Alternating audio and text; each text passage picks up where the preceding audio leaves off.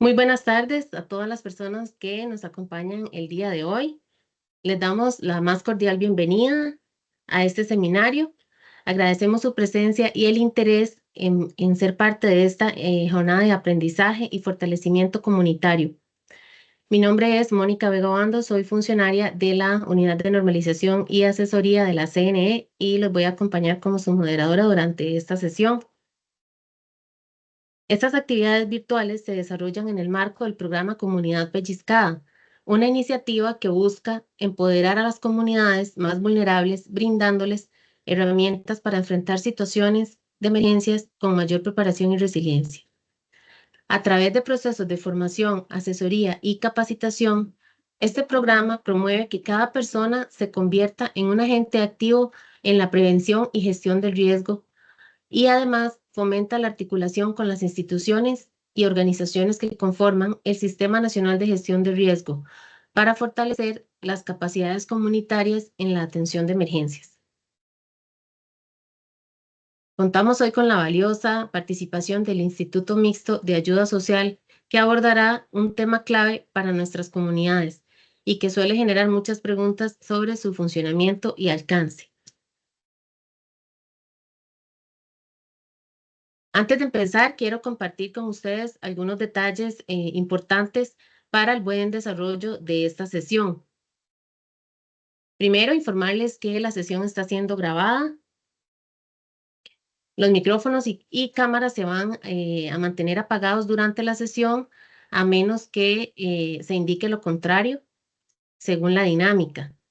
Se puede utilizar el chat para dejar las preguntas o comentarios y estos serán dirigidos a la facilitadora al finalizar la presentación. También abriremos los micrófonos para quienes deseen participar con sus dudas o aportes. Como este evento es completamente en vivo, les pedimos comprensión, ya que pueden surgir em, algún tipo de, si se llegara a presentar algún tipo de ruido o de fondo o algún inconveniente técnico. También durante la sesión vamos a compartir un enlace de asistencia. Es muy importante que por favor lo completen porque con eso quedará registrado su nombre y además podremos compartir el material de la sesión. Eh, Sin más preámbulo, les invito a disfrutar de esta sesión y a participar activamente. Muchas gracias de nuevo por estar aquí. Esta es nuestra agenda para el día de hoy. Esperamos tener un espacio para consultas y además a las 6:30 finalizar la sesión. Es un gusto para mí presentarles a la facilitadora del día de hoy, la señora Sandy Gordon Camacho. Sandy es administradora de negocios con énfasis en recursos humanos. Cuenta con una destacada trayectoria como especialista en evaluación de necesidades post-desastre y en el marco de recuperación de desastres. Tiene más de 23 años de experiencia en instituciones públicas y actualmente se desempeña como profesional en bienestar familiar en el Instituto Mixto de Ayuda Social. Además, representa a Limas ante el Centro de Operaciones de Emergencias y forma parte del Comité Técnico Asesor de Apoyo Psicosocial, lo que refleja su compromiso con la atención integral en contextos de emergencias. Hoy Sandy nos compartirá sus conocimientos y experiencias sobre un tema sumamente relevante para nuestras comunidades, la intervención de Limas en situaciones de emergencias. Este tema es clave para el adecuado manejo de información y cómo podemos responder de manera efectiva ante diferentes eventos que requieren esta intervención. Le damos la más cordial bienvenida a Sandy y le cedemos el espacio para la presentación. Adelante, Sandy. Buenas tardes a todos Buenas y tardes. todas. Muchísimas gracias más bien a la Comisión Nacional de Emergencias por brindarnos este espacio que es sumamente importante y que es de retroalimentación tanto para nosotros como para ustedes. A continuación, apagaré la cámara para mejorar la conectividad e iniciaré con la presentación.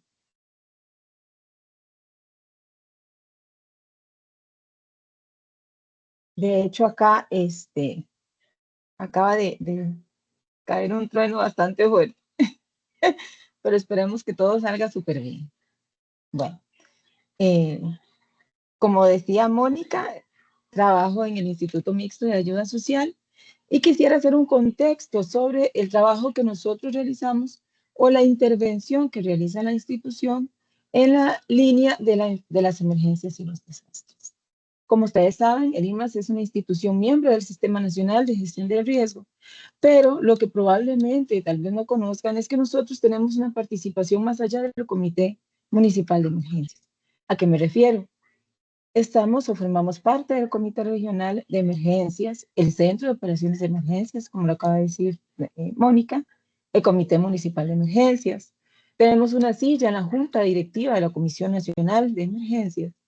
También somos una instancia que forma parte del subsistema de recuperación que en este momento está siendo fortalecido desde la Comisión Nacional de Emergencias.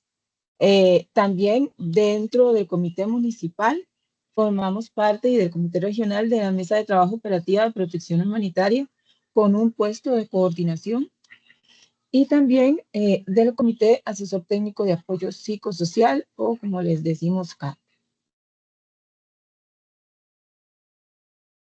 Aquí quiero resaltar cuáles son las competencias institucionales en el marco de la atención de las emergencias. Hay instituciones que ocupan un rol responsable y su característica esencial es que es una institución con competencia directa o que por ley le corresponde atender determinado tipo de incidente. Aquí rescato lo que sucedió con el tema de la pandemia, que en este caso el responsable siempre va a ser el ente rector, que es la Comisión Nacional de Emergencias, pero que también el Ministerio de Salud tomó un rol fundamental en la atención de esa emergencia. Entonces, la competencia del Ministerio de Salud fue responsable en ese momento. Hay instituciones que son de soporte, que son de competencia indirecta, que por decreto le corresponde desarrollar acciones de asistencia y de apoyo a solicitud. Aquí es donde entra el IMAS, aquí es donde está nuestra participación esencial, que es toda aquella institución que por la magnitud del evento sea requerida por la instancia responsable del incidente. Entonces, ¿qué rescato de esta filmina?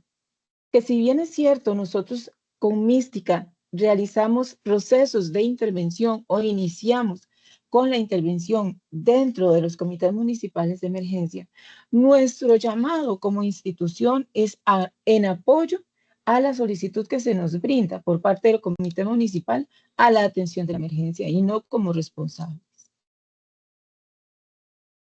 Como les mencionaba anteriormente, existe la Mesa Técnica Operativa o la Mesa de Trabajo Operativa de Protección Humanitaria, que está dentro de la nueva estructura del Sistema Nacional de Gestión del Riesgo, que igualmente se incorpora dentro del Centro de Operaciones de Emergencias, cuyo fin es planificar, tomar decisiones, coordinar y ejecutar y dar seguimiento, ¿verdad? Es una evaluación que garantice la protección humanitaria.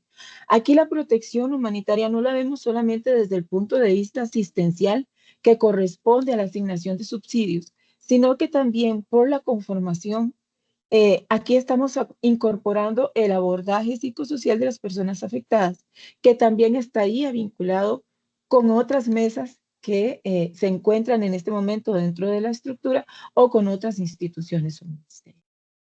En esta mesa o está conformada por el IMAS con una coordinación, el Ministerio de Educación Pública, el Patronato Nacional de Infancia, el CONAPAN, el INAMO, como ustedes pueden observar, son instituciones de bien social, el MIVA, que tiene, digámoslo así, dos sombreros o dos sillas, ¿verdad? Tanto en la mesa de infraestructura, igual que MEP, como en la mesa de protección humanitaria, Dinadeco, IFAM, CONAI, ahí podríamos incorporar muchas otras instituciones que vienen a dar aportes necesarios para el cumplimiento de los objetivos.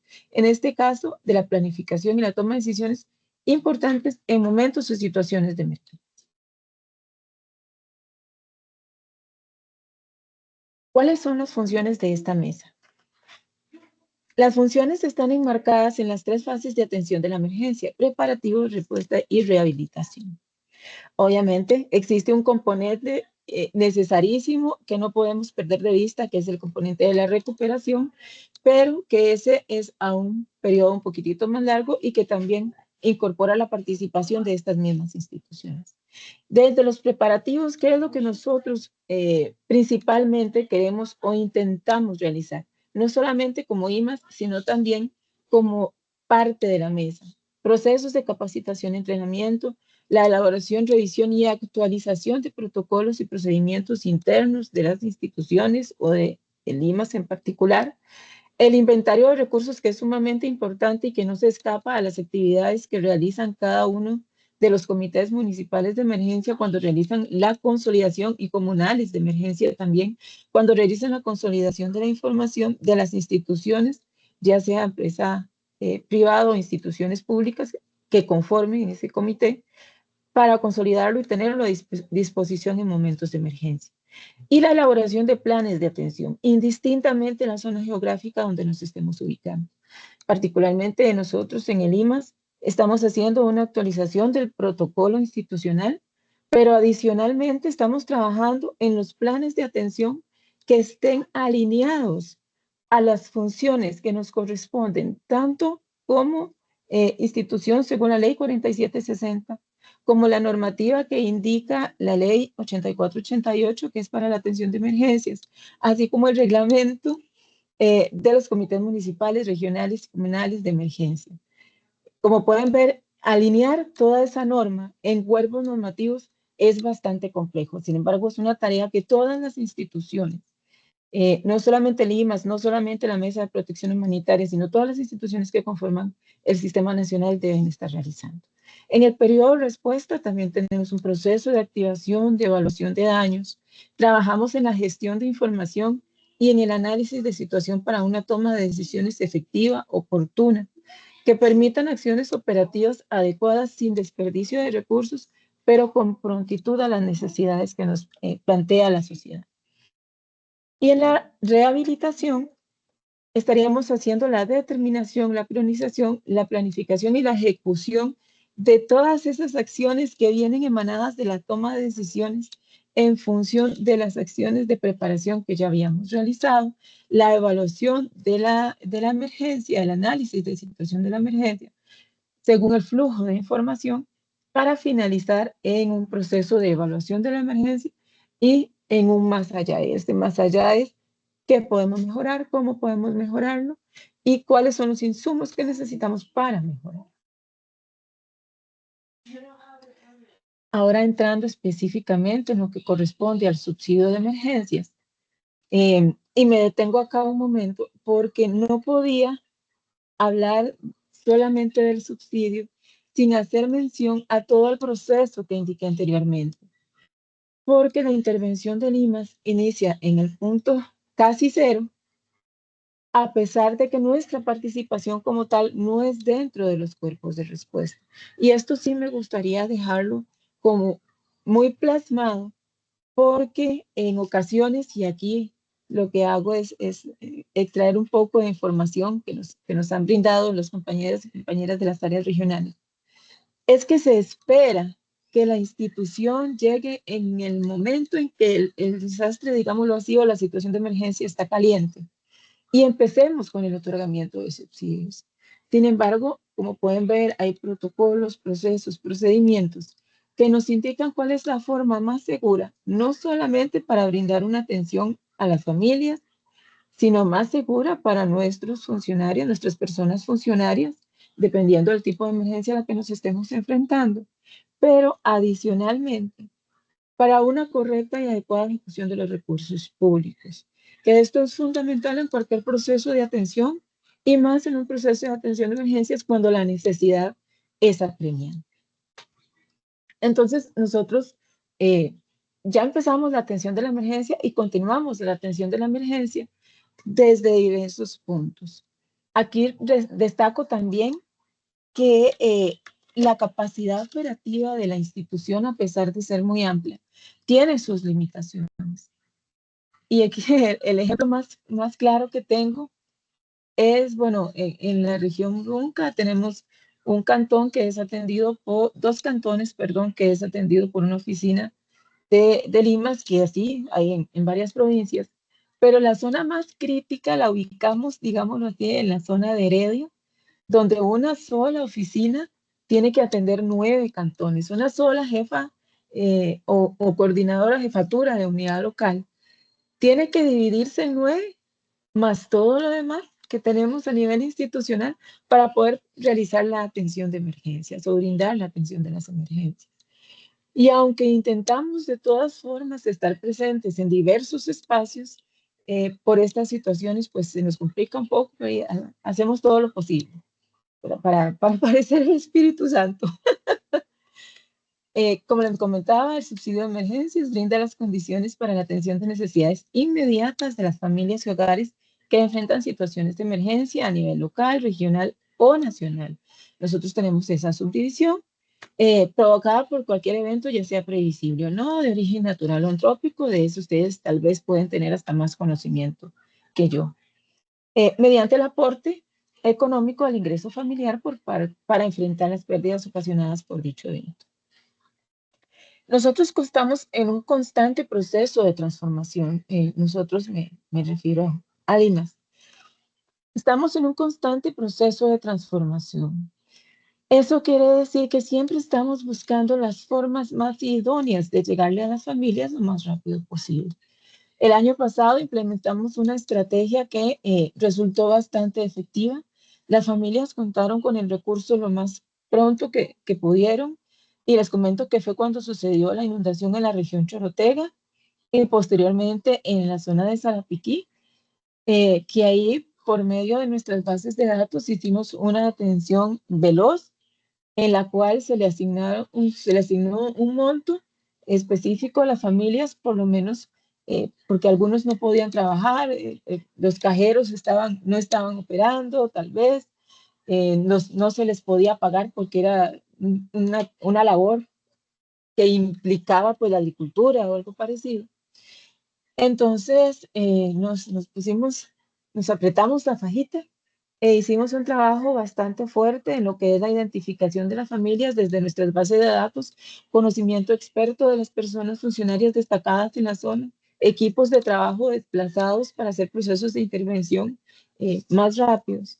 Y en 2 semanas, una vez declarada la situación de emergencia, en 2, 3 semanas nosotros estábamos haciendo efectivo un primer subsidio económico que le permitió justamente a las familias hacer esto que está aquí en las primeras 2 líneas, realizar una atención de necesidades inmediatas en ese momento. Igual lo hicimos en la zona de Sarapiquí y más adelante planteamos mejorar este proceso. De hecho, ahora lo estamos trabajando en una mejora continua de este proceso que permita que el recurso llegue a quien lo necesita lo más rápido posible.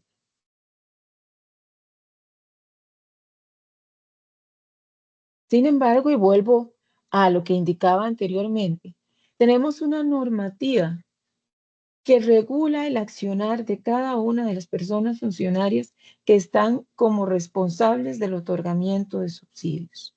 Y el artículo 51 nos recuerda a nosotros que somos responsables de participar en las fases de atención de la emergencia, indistintamente cuál ésta sea. Reitero acá que si bien es cierto, nosotros participamos en la fase de respuesta, no hacemos rescate, lógicamente, porque esa no es la función o la naturaleza de la institución. Entonces, nosotros participamos en cada una de las fases en función de la naturaleza de nuestra institución o de nuestra ley constitutiva y partiendo de ahí se realizan las acciones estratégicas y operativas necesarias. Igualmente, en la citada norma, en el artículo 52, dice que nosotros tenemos que realizar participación desde las áreas regionales de desarrollo social.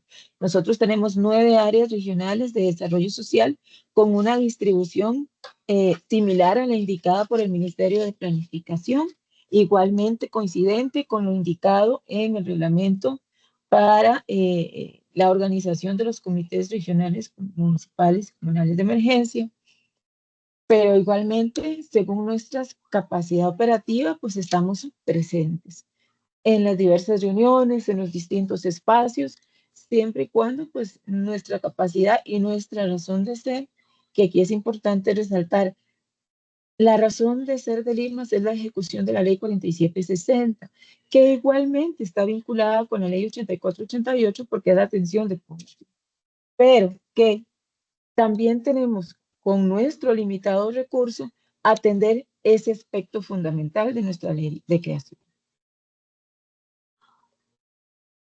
Aquí nos encontramos también con el artículo 84 y con los requisitos específicos.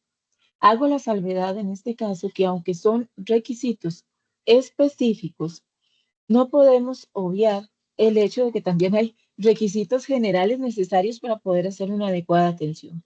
Reitero en este punto que nosotros trabajamos con recursos públicos. Es importantísimo contar con un expediente lo suficientemente robusto que justifique el otorgamiento de los subsidios. Y aquí me doy el derecho, ¿verdad?, de leerlo de manera textual. Reporte de incidente de emergencia individual o grupal en formato físico o digital emanado de la Comisión Nacional de Emergencias, el Comité Municipal de Emergencias, el Benemérito Cuerpo de Bomberos, la Benemérita Cruz Roja Costarricense, así como la Caja Costarricense de Seguro Social y el Ministerio de Salud, en caso de emergencias de índole sanitaria, o bien formulario de levantamiento de datos para la atención de emergencias elaborado por una persona funcionaria competente del IMAS o de la institución. Aquí rescato nuevamente que en todas estas instancias no. En el Comité Municipal de Emergencias, el IMAS forma parte como una instancia dentro del proceso de toma de decisiones y atención de la emergencia. Pero también ocupamos un rol dentro del proceso de la atención institucional de la emergencia como tal. Y eso es lo que hace que en su momento, tal vez podríamos pensar, exista una ligera confusión de roles o de partes dentro del proceso de atención de la emergencia.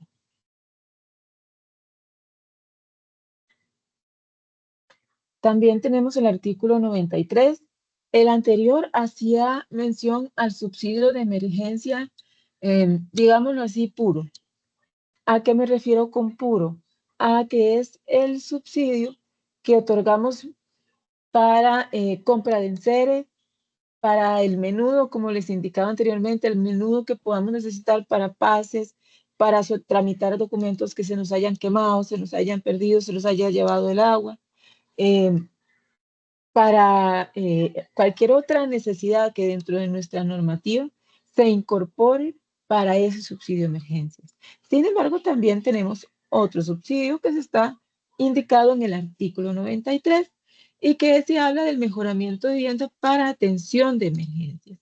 Este es ejecutado cuando ha pasado un cierto periodo de la atención de la emergencia, que se han hecho los informes tanto del Comité Municipal, en ocasiones con apoyo de la Comisión Nacional de Emergencias, en otras ocasiones con apoyo de otras instancias.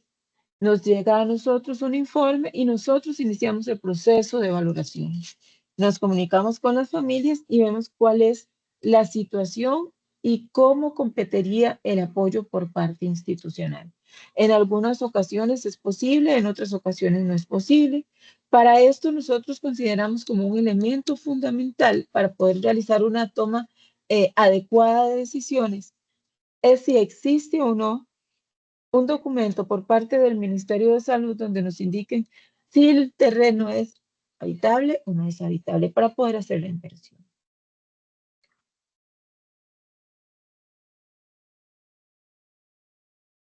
Aquí hay dos aspectos muy importantes que a nosotros nos ha parecido interesantes a la hora de hacer el otorgamiento del subsidio.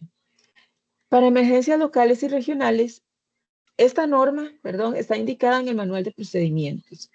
Este Manual de Procedimientos es otra normativa vinculante a todo el proceso de atención y de otorgamiento del subsidio.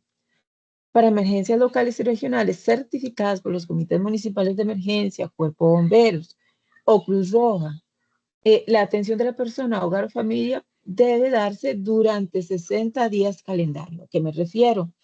Si existe una declaratoria de alerta por lluvia hoy y la declaratoria de alerta es una declaratoria naranja, digámoslo así, y dentro de todo este proceso de lluvias pasa la afectación a los hogares, ese hogar tiene 60 días de tiempo para presentarse a Lima y decir que fue afectado, obviamente, sería con los documentos de respaldo respectivos, que fue afectado por una situación de emergencia, y nosotros ahí, después de este tiempo, estaríamos iniciando el proceso de valoración de esa familia. Ahora no tengo un ejemplo muy claro de cómo se haya dado en este momento, pero vamos a ver, sí, en enero nos sucedió que hubo un incendio. Bueno, han habido varios. Sin embargo, la persona afectada se presentó con la hojita de bomberos de que fue afectada 3 meses después de que había acontecido el evento. Ya iban 90 días, calendario de cuándo sucedió el evento. Dicho esto, para nosotros normativamente es sumamente difícil, después de 90 días, pensar en una atención inmediata cuando ¿verdad? El periodo de tiempo ha sido largo. Ahí lo que nosotros ocuparíamos nuevamente es un proceso de atención y probablemente la atención y la valoración no irían como una emergencia, sino como un proceso tal vez de atención normal de la institución. Y también tenemos la atención de emergencias nacionales por declaratoria o por decreto ejecutivo. Obviamente estas dependen de la magnitud. Traigo, Chorotega y Serapiquí, que fueron las más cercanas ahora el año pasado. Y para poder realizar la atención de estas emergencias tenemos 4 meses calendario. Con respecto a esto, sí hay un ejemplo que se dio, bueno, no específicamente de esas dos emergencias, pero sí se dio en Desamparados, que hubo un deslizamiento, la casa en su momento no se vio afectada, pero 2 meses después la presión producto del deslizamiento hizo que el muro de contención de la zona cediera. Al respecto se hicieron las valoraciones respectivas y se valoró el otorgamiento del subsidio en ese caso. Como se puede observar, todo el proceso de otorgamiento de un subsidio requiere la evaluación de la persona profesional competente para poder asegurarnos no solamente que los recursos serán bien invertidos, sino de contar con el respaldo normativo que nos permite a nosotros el acción. ¿Cuáles son las consideraciones importantes y que también nos ha sucedido en la atención de diversos procesos de emergencias? Los listados. ¿Qué tenemos que hacer nosotros acá en el caso de los listados?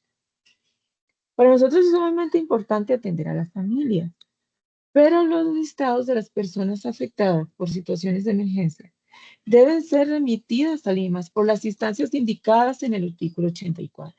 Comité Municipal de Emergencias, Comité Regional de Emergencias no están indicadas en el artículo 84, tiene razón.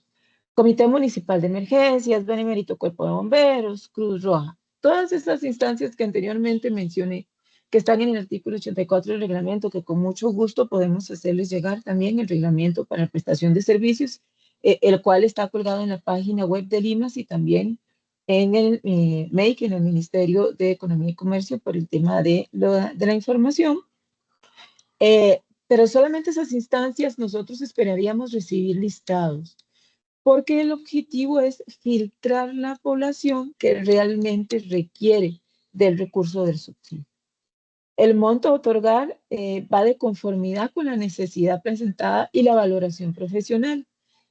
Cuando nosotros hicimos la atención expedita en el mes de, bueno, en la región Chorotega más bien, que se otorgó una cantidad de recursos económico para la atención de necesidades básicas, se realizó con el fin, como les dije anteriormente, de que si requerían pases para hacer algún trámite, si se quedaron en su vivienda los que no fueron remitidos a un albergue o los que no tuvieron que albergarse, para que tuvieran para poder comprar comida, porque en esos días pues estaba como difícil el proceso de trabajo, de asistir al trabajo, dependiendo de la actividad que estuviera desarrollando. Pero eso fue un monto inicial. El monto que nosotros estaríamos valorando corresponde a la reposición de enseres que haya perdido la familia en el proceso o la situación de emergencia. Por ejemplo, si se tuviera que requerir para cocinas, para lavadoras, para refrigeradores. Cosas como esas requieren de un proceso de valoración. El recurso que se dio inicialmente, como les digo, se hizo considerando elementos como, ¿verdad?, la necesidad de hacer algún trámite que tuvieran que pagar para realizar ese trámite y tener para comprar comida. Y en todo momento se procura la atención integral de los hogares, por lo cual recibir un subsidio específicamente para atención de emergencias, como les mencionaba anteriormente, el subsidio puro, no limita la posibilidad institucional para valorar posteriormente, cuando todo está un poquito más en calma, y brindar algún otro subsidio de la oferta programática institucional que ustedes me imagino que ya conocen, como por ejemplo Avancemos o el mismo mejoramiento de vivienda, dependiendo cómo se encuentra el proceso de valoración, o alguno de los demás subsidios, beneficios o transferencias monetarias con las que cuenta la institución. El objetivo de nosotros es incorporar a todas estas familias dentro de un proceso de seguimiento, o por lo menos a la mayoría según la capacidad operativa de la institución y según en la línea de pobreza que nosotros estamos llamados a priorizar, pobreza extrema, y después de ahí las demás pobrezas, pobreza básica, vulnerabilidad y no pobre, para realizar el proceso de atención y incorporarlos dentro de una modalidad de atención integrada según algunos aspectos normativos, pero que el rumbo es tratar de no repetir la situación de emergencia en esas familias que nosotros podamos realizar el proceso de intervención. Y aquí estaríamos nuevamente iniciando con una de las fases de la atención de la emergencia, que es la prevención o preparativos, ¿verdad? Entonces, prácticamente que es una cadena constante cuando desescala en las instituciones de primera respuesta, que es Bomberos Cruz Roja, porque ellos han hecho los rescates respectivos y nosotros seguimos participando y vamos en escalada en el proceso de atención, porque es cuando llegan las familias hacia nosotros, o nosotros más bien hacia las familias, dentro de un proceso coordinado, articulado y planificado, tanto con las diversas instancias como a nivel interno, para poder hacer el otorgamiento del subsidio. Y les agradezco mucho la atención y estoy a su disposición para hacer la aclaración de alguna duda, algún planteamiento que me quisieran retroalimentar, porque también es importante la opinión de ustedes para nosotros.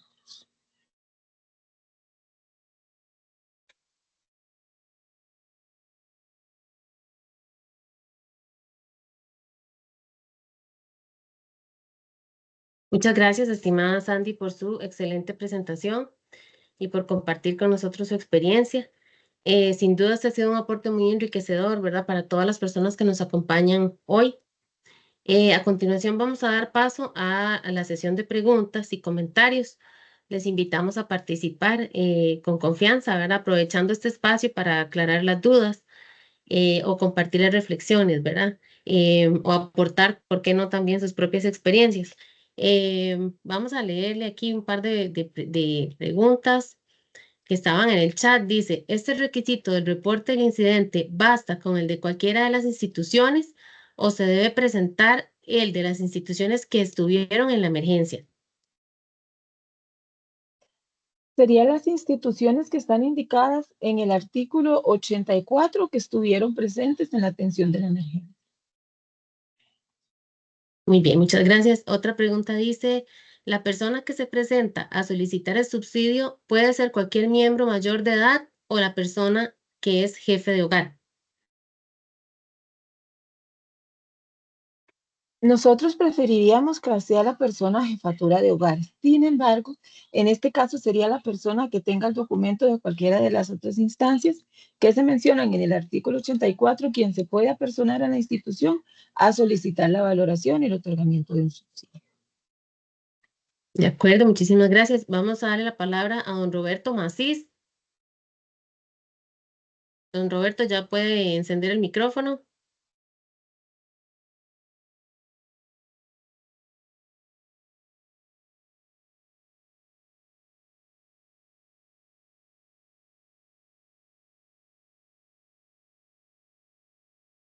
Algo pasa aquí con don Roberto. Vamos con don Ángel Moraga. Don Ángel, ya puede encender su micrófono. Hola, buenas tardes. ¿Cómo están, compañeras? Espero que se encuentren muy bien. Buenas tardes, Gracias, muchas gracias. igualmente. Sí, me escuchan, que súper bien y gracias por este taller tan valioso para nosotros, porque a veces necesitamos informarnos cada día más para poder fortalecer nuestras herramientas. Hacerles una consulta muy valiosa, ya que está la compañera de IMAS acá presente. Como soy coordinador de uno de los comités de acá de la provincia de Guanacaste, en el cantón de Carrillo. Dicho sea de paso, en la emergencia anterior del año pasado se presentaron listas de personas a la institución, a IMAS, por los cuales dentro de mi comunidad no fueron atendidas. Solamente de la cantidad de personas que fueron atendidas y se les dio cita, fueron 4 y de las 4 se denegó el beneficio a una que había sido afectada porque esta persona presentaba en su vivienda en un derecho 3, por así decirlo. La vivienda está a nombre de 3 personas, 3 hermanas, ¿de acuerdo? El derecho que se afectó, o el derecho que la situación natural afectó, fue el derecho número 1, que fue el de la persona que nosotros pues remitimos para que fuera valorada en este caso, pero más se le denegó el beneficio, teniendo números de incidencia, teniendo números de reporte e inclusive las visitas que se le hicieron. En este caso, ¿cómo nosotros podemos alimentar o podemos proceder para que efectivamente una persona que se ve afectada, pues obviamente tenga el beneficio para que mejore un poco esas condiciones?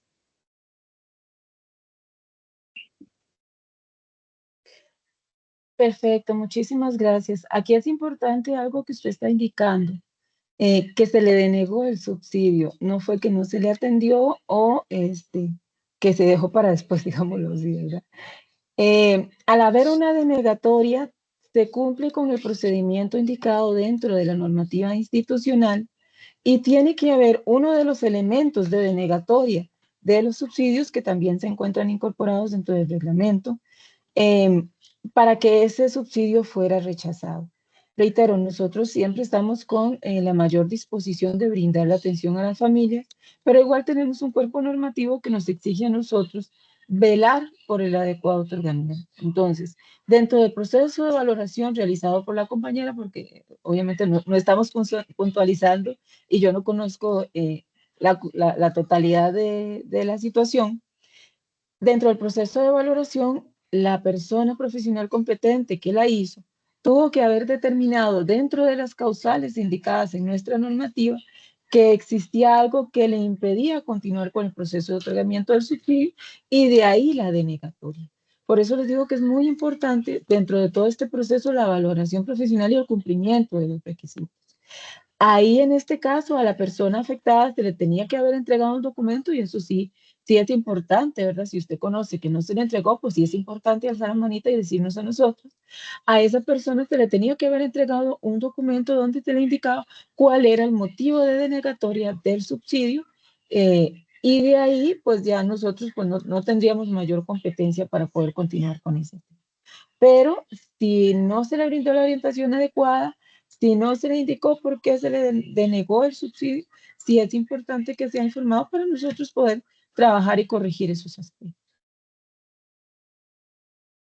Muchas gracias, Sandy. Dice, ¿cuál es el medio digital para contactar a Limas? Nosotros tenemos nuestras áreas regionales y también está, bueno, ahí tenemos números de teléfono, están los correos electrónicos que nosotros tenemos y también vía Teams, ¿verdad? Que ahora casi que todas las instituciones tienen la plataforma Teams. Entonces también ahí por medio del correo electrónico se digita y pueden acceder a nosotros. Muchas gracias. Otra pregunta dice que si solo las personas nacionales pueden hacer ese trámite. No, digamos, dependiendo de la situación de emergencia, si a nosotros nos remiten un listado de población por atender, nosotros tomamos esa información y empezamos a generar datos, ya sea que la persona se encuentre dentro de nuestro sistema o que nosotros tengamos que ingresar. Dentro de nuestro cuerpo normativo tenemos una opción y esa opción es el páguese a terceros cuando la familia está en una condición migratoria irregular. Sin embargo, y por razones obvias, no es un subsidio per se, sino que es una situación de emergencia y se le brindó la atención, con la esperanza de que en algún momento esa persona o ese hogar formalicen o regularicen su condición migratoria en el país. Pero indistintamente la condición migratoria, también existen tratados internacionales firmados por Costa Rica en cuanto a la atención de la población, ¿verdad? Entonces no podríamos obviar un tema de humanidad también. Correcto, muchas gracias. Dice, ¿cómo se solicita subsidios a personas que brindan refugio a personas que no van a un albergue? Tienen que presentarse a la institución con la boletita de que fueron afectados, dónde vivían. Recordemos que acá la base para cualquier proceso de atención es contar con el documento que me certifique o que certifique al INAS que el giro de los recursos se dio porque hubo una afectación por una situación de emergencia. Si no existe ninguno de los cuerpos mencionados en el artículo 84, le corresponde a la familia presentarse. Nosotros podemos hacer el proceso de levantamiento, asignar un tiempo para poder, ¿verdad? Una cita para poder hacer el proceso de observación. Pero es fundamental, si una persona, como lo mencioné anteriormente, si fue un incendio, pues que el cuerpo de bomberos haga la notita. Si fue un accidente de otra índole, que el cuerpo que haya atendido la emergencia, si fue Cruz Roja, pues que nos haga también alguna indicación de cómo fue el proceso para nosotros realizar el proceso de atención. Pero este documento es fundamental para que las personas puedan acceder a los subsidios de la oferta programática institucional. De acuerdo, muchas gracias. Tenemos a don Víctor. No aparece aquí el apellido. Don Víctor ya tiene habilitado el micrófono. Gracias, buenas tardes. Adelante. Víctor Leandro. Sí, la pregunta mía es, nosotros, yo soy del Comité Comunal de Emergencias de Bebedero de Escazú. Generalmente todos los que integramos los comités en todo el país somos los primeros respondedores en una emergencia, por la situación de que convivimos en la misma comunidad. Los equipos de emergencia llegan posterior.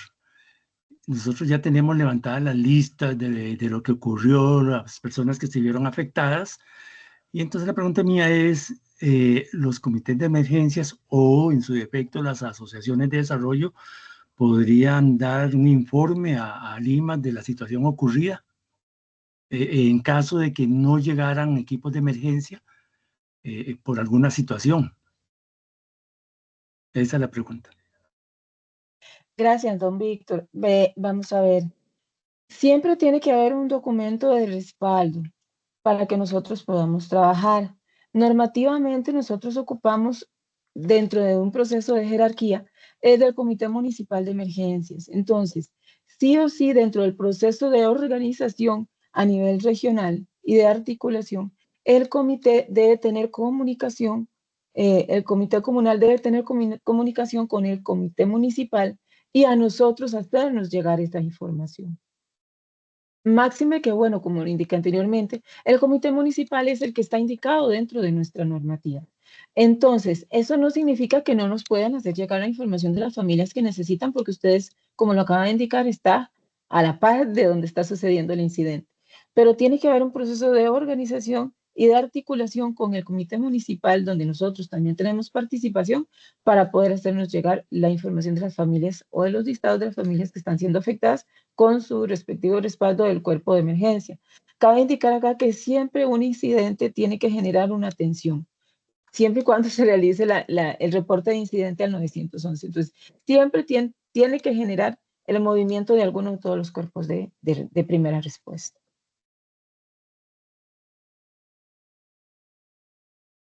Muchas gracias, doña Sandy. Tenemos otra pregunta que dice, ¿cuál es el tiempo prudencial para que una institución gubernamental como las que mencionó atiendan el evento de emergencia y o desastre y registren la afectación de las familias?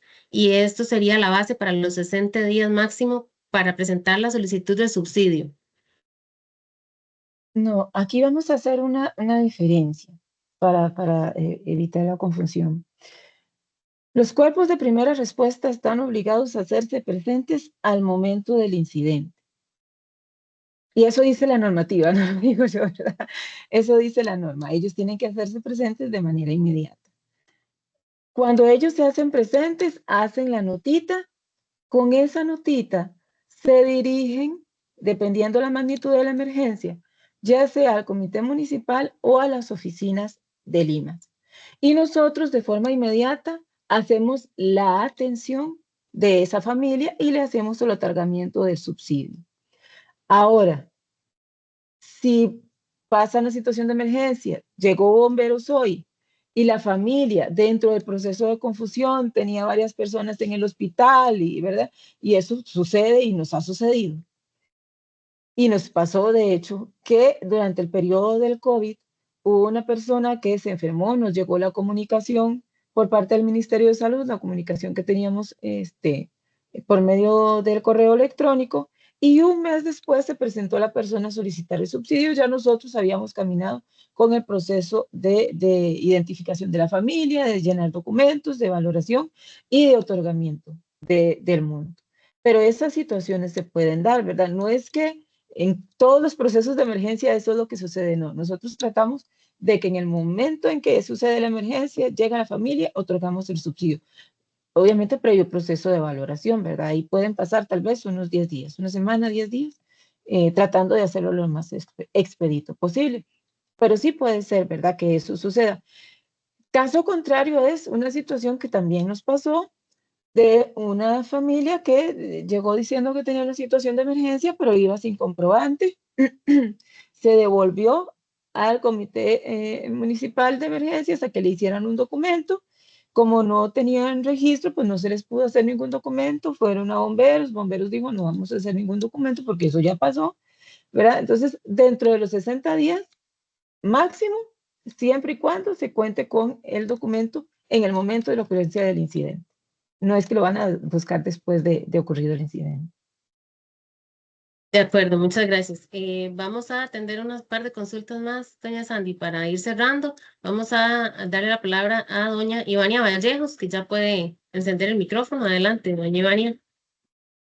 Gracias. Creo que ya la respondió. En sí es cuando hay una alerta naranja, hubo una afectación en una casa, pero en esta casa no se llamó al 911, no se generó el incidente y posteriormente, 15 días después, 22 días después, se descubre que sí hubo una afectación. Entonces, si ese caso se puede reactivar en caso que hayan elementos que validen que realmente sí hubo una afectación, pero lo contestó con la pregunta pasada. Entonces, quedo muy satisfecha. Bueno, qué dicha. Muchas gracias, doña Ivania. Le vamos a dar la palabra a don Roberto Macís.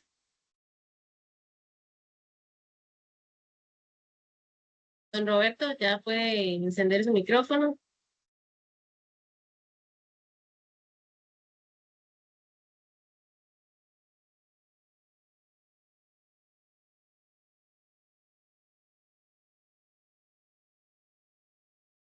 Algo pasó con el micrófono de don Roberto que no puede encenderlo.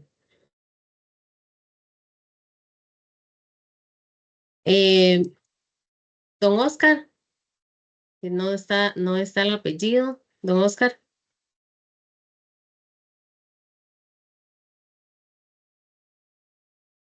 Tampoco. Bueno, les vamos a invitar a que hagan las preguntas por el chat y doña Sandy nos las va a estar contestando. También es súper importante que por favor se anoten en la lista de asistencia para que les lleguen las respuestas, ¿verdad? De las consultas que se están haciendo por el chat, porque hay varias, ¿verdad? Pero sí, por cuestiones de tiempo no podemos atenderlas todas. Sin embargo, doña Sandy nos va a hacer el favor, ¿verdad? De atenderlas y se las vamos a compartir eventualmente. Entonces, por favor, para que completen el enlace de asistencia. Y bueno, agradecerle a doña Sandy, ¿verdad? Por su participación, excelente. Muchísimas gracias por aclararnos las dudas. Y bueno, también agradecerle a todas las personas que participaron el día de hoy por su interés, por habernos acompañado en esta sesión. Antes de concluir, sí queremos invitarlos, ¿verdad? Queremos extenderle la cordial invitación para los próximos eventos que tendremos, ¿verdad? El próximo será el miércoles 13 de agosto y vamos a contar con la participación del Ministerio de Seguridad y abordando un tema súper importante, ¿verdad? Como es el programa de seguridad comunitaria. Además, les recordamos que si desean repasar los seminarios, ¿verdad? Anteriores o volver a ver la sesión de hoy, pueden acceder al canal de YouTube de la Unidad de Normalización y Asesoría. Ahí van a encontrar todas las actividades disponibles del programa Comunidad Pellizcada. Se les va a enviar el enlace también por el correo para que puedan suscribirse y mantenerse al tanto de todos los nuevos contenidos. Y bueno, con esto damos por finalizada la sesión del día de hoy. Agradecer de corazón por su tiempo, por su atención y por el valioso aporte y servicio que brindan a las comunidades que representan. Les damos les deseamos una excelente noche y nuevamente muchísimas gracias, Sandy, y gracias a todos por participar. Muchísimas gracias a ustedes. Espero que se hayan resuelto la mayoría, si no todas las dudas que traían, y estamos a su disposición con todo gusto. Muchísimas gracias. Buenas noches a todos. No olviden la lista de asistencia para poder contestarles sus preguntas. Bendiciones. Buenas noches. Buenas noches. Hasta luego. Gracias.